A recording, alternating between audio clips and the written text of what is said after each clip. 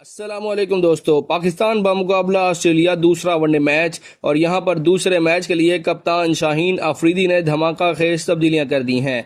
जी हां दोस्तों, पहला मैच हम जीत चुके हैं और अब दूसरा मैच है, यानी कि अगले मैच तक यहां पर नौबत ही ना आए। यानी शाहीन जिस माइंडसेट से खेल रहा है आप लोग जानते हैं। उसने पहले ही बता दिया है कि वाइट वॉश करूंगा और दिखाऊंगा कि अगर सामने बी टीम सी टीम है तो सब पाकिस्तान टीम किसी को भी नहीं छोड़ेगी, बेशक आप जोन सी मर्जी टीम ले आएं। यहां पर कप्तान शाहीन अफरीदी ने पाकिस्तानी टीम की प्लेइंग 11 के अंदर कुछ तब्दीलियां कर दी हैं, वो भी जीत के बावजूद। जी हां दोस्तों, जैसा कि आप जानते हैं पाकिस्तानी टीम ने पहले वनडे मैच में फतह हासिल की है और ऑस्ट्रेलिया को मुकम्मल तौर पर पीछे धकेल दिया है।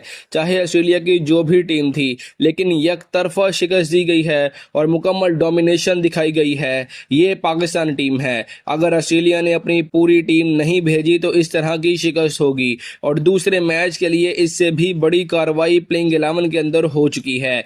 आइए जानते हैं पाकिस्तानी टीम की प्लेइंग 11 दूसरे वनडे मैच के लिए क्या होगी, किन खिलाड़ियों की छुट्टी हो गई है और किन को मौका मिलेगा, और मैच का मुकम्मल शेड्यूल क्या है, यानी मैच कितने बजे शुरू होगा। मुकम्मल तफसीलात इस छोटी सी वीडियो के अंदर। तो सबसे पहले दोस्तों वीडियो को लाइक और चैनल को सब्सक्राइब जरूर कर दीजिएगा और अरफात मिनहास जो कि नया लड़का है उसके बारे में एक लाइक जरूर कीजिएगा। जी हाँ दोस्तों, उसको किस तरह बचा सकते हैं ताकि दूसरे नौजवानों की तरह ये ज़ाया ना हो सके, इस बारे में आप अपनी राय कमेंट सेक्शन में दीजिएगा, क्योंकि माजी में भी बहुत से ऐसे नौजवान हमारी टीम में आए हैं जिनको एक दो मैचेस के बाद या एक सीरीज के बाद वो ऐसे गायब हुए हैं कि दोबारा कभी मंजर आम पर नहीं आए। तो दोस्तों वीडियो में आगे बढ़ने से कबल आप सब दोस्तों से सिर्फ इतनी सी दरख्वास्त है कि आप जिस जगह, जिस शहर और जिस मुल्क से भी ये वीडियो देख रहे हैं उसका नाम कमेंट सेक्शन में जरूर लिखिएगा ताकि पता चल सके क्रिकेट शायकीन दुनिया में कहां कहां मौजूद हैं। तो दोस्तों नंबर 1 पर ओपनिंग बैटर मां सदाकत को फाइनल किया गया है। सबसे पहले तो यही बात वाजिया है कि शामिल हुसैन के हवाले से जो खबरें चल रही थी कि उन्हें मौका दिया जाएगा वो फिलहाल ख़त्म होती नज़र आ रही हैं। कप्तान शाहीन अफरीदी ने यह वाजिया कर दिया है कि इस वक्त मां सदाकत को मुसलसल मौका देना ज़्यादा ज़रूरी है। मां सदाकत ना सिर्फ बैटिंग में टीम को आगाज़ फ्राहम करते हैं बल्कि बॉलिंग में भी काफ़ी ज़्यादा कारामा साबित होता है, जो उसे एक मुकम्मल ऑलराउंडर के करीब ले आता है।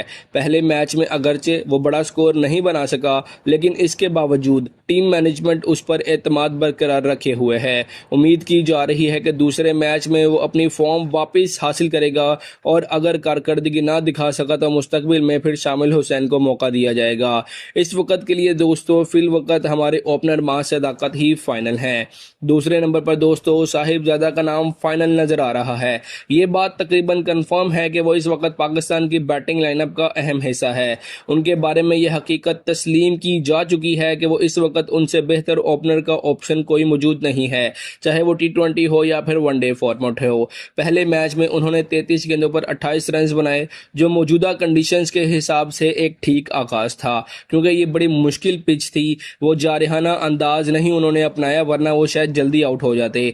इसी वजह से उन्हें दोस्तों एक मरतबा फिर मौका दिया जा रहा है ताकि वो खुद को ODI के लिए भी अपने आप को वो तैयार कर सकें।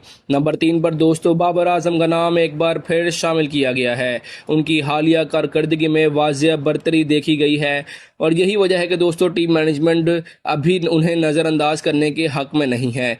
बाबर के बारे में हमेशा एक बहस रहती है, ख़ास तौर पर उनके स्ट्राइक रेट पर, लेकिन हकीकत यह है कि अगर वो रन्स बनाए तो भी तनकीद होती है और अगर ना बनाए तो भी। सबसे बड़ा मसला यह है कि उनके बगैर नंबर 3 पर पाकिस्तान के पास कोई मजबूत मुतबादिल मौजूद नहीं।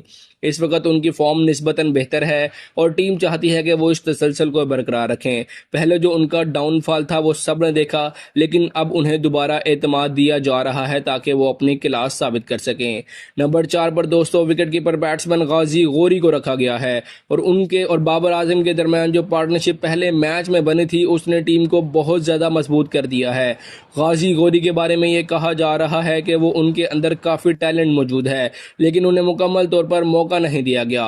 कुछ मीडिया हलकों ने उन पर गैर ज़रूरी तनकीद भी की है, लेकिन दोस्तों टीम मैनेजमेंट ने उन पर एतमाद बरकरार रखा है। वो बैटिंग के साथ साथ विकेट कीपिंग में भी अपनी जिम्मेदारियां बखूबी निभा रहे हैं। नंबर 5 पर दोस्तों टी20 कप्तान सलमान अली आगा को शामिल किया गया है। उनकी मौजूदगी से पाकिस्तान का मिडिल ऑर्डर काफ़ी मजबूत हो जाता है। गाजी गोरी, सलमान अली आगा दोनों के आने से बैटिंग लाइनअप को जो हमारा मिडिल ऑर्डर का जो खलात है वो पूरा होता दिखाई दे रहा है। सलमान अली आगा ना सिर्फ स्ट्राइक रोटेट करते हैं बल्कि ज़रूरत पड़ने पर इनिंग्स को एक्सीलरेट भी करते हैं। यही वजह है दोस्तों कि उन्हें मिडिल ऑर्डर का एक अहम सतून समझा जा रहा है। टीम उन पर काफ़ी एतमाद कर रही है और वो मुसलसल अपनी जगह बरकरार रखे हुए हैं। नंबर 6 पर अरफात मिन्हास को मौका दिया गया है। उन्हें पाकिस्तान क्रिकेट का एक नया और उभरता हुआ सुपरस्टार करार दिया जा रहा है। उनके बारे में यह राय है कि अगर उन्हें मुसलसल मौका दिया जाए तो वो बड़े खिलाड़ी बन सकते हैं।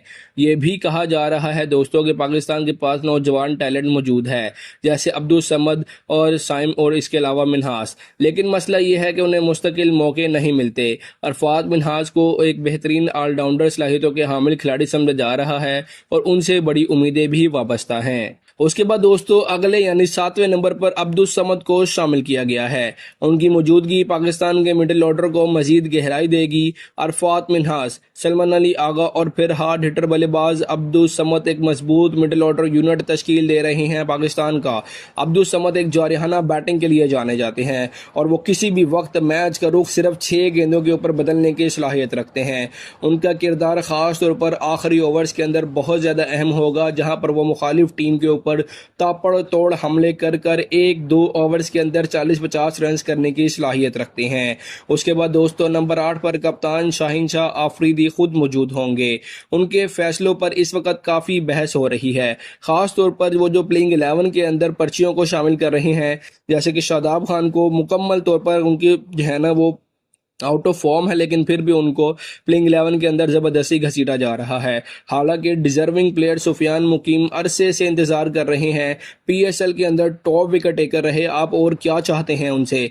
क्या ऐसा वो बंदा करे कि आप उनको टीम के अंदर ले आएं? हालांकि सिफारिशी और पर्ची प्लेयर्स ना कोई परफॉर्मेंस दे रहे हैं, ना उनकी बैटिंग से, ना बॉलिंग से, ना फील्डिंग से किसी किस्म की कोई परफॉर्मेंस नहीं आ रही। सुफियान मुकीम अंडर-19 वर्ल्ड कप खेला, अंडर-19 एशिया वर्ल्ड कप खेला, दोनों के अंदर उन्होंने वहां पर परफॉर्म किया। उसके बाद जब उस परफॉर्मेंस की बुनियाद पर जब वो पीएसएल के अंदर आया तो पीएसएल के अंदर पाकिस्तान सुपर लीग का टॉप विकेट टेकर रहा।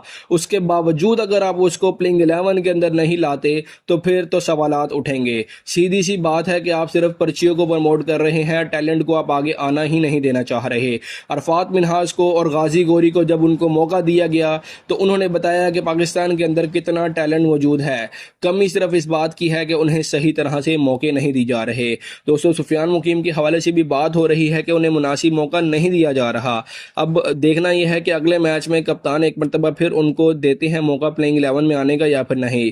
उसके बाद दोस्तों इब्रार भी इस टीम का हिस्सा है और चूंकि पिच टर्निंग बनाई जा रही है इसलिए स्पिनर्स का किरदार मजीद ज्यादा अहम होगा। लेकिन दोस्तों यहाँ पर एक बड़ा सवाल भी उठाया जा रहा है कि वर्ल्ड कप जैसा बड़ा इवेंट जो है वो फास्ट ट्रैक पर होगा, तो हम अपने श्रीलंका वाले ट्रैक की तैयारी क्यों कर रहे हैं? हम स्पिन ऑप्शंस वो की है ना पिचेस क्यों तैयार कर रहे हैं? अगर यही हम सीरीज, हमारे पास बहुत कम मैचेस हैं, अगर हम इस सीरीज को फास्ट बॉलर्स के लिए मौसर बनाते पिच को तो हमारे जो है ना पेसर्स को मदद मिलती है कि वो अपनी तैयारी कर सकते हैं वर्ल्ड कप के लिए। फास्ट बॉलिंग में दोस्तों हारिस रऊफ का किरदार अहम होगा। उनकी स्पीड और डेथ ओवर्स में कारकर्दगी पाकिस्तान के लिए हमेशा कारआमद साबित होती है। तो दोस्तों ये है पाकिस्तानी टीम की मुमकिन प्लेइंग 11 अगले यानी सेकंड ओडीआई मैच के लिए ऑस्ट्रेलिया के खिलाफ, जो कि लाहौर के गद्दाफी स्टेडियम में खेला जाएगा। अगर इस मैच के टाइम टेबल की बात की जाए और शेड्यूल की बात की जाए तो दोस्तों ये मैच आप लोगों को 2 जून को पाकिस्तानी वक्त के मुताबिक शाम 4:30 पर लाहौर क्रिकेट स्टेडियम में देखने को मिलेगा। दोस्तों इस मैच के हवाले से, पाकिस्तानी टीम की प्लेइंग 11 के हवाले से जो भी आपकी राय हो कमेंट सेक्शन में दीजिएगा। मिलते हैं अगली वीडियो में, तब तक के लिए अल्लाह हाफिज़।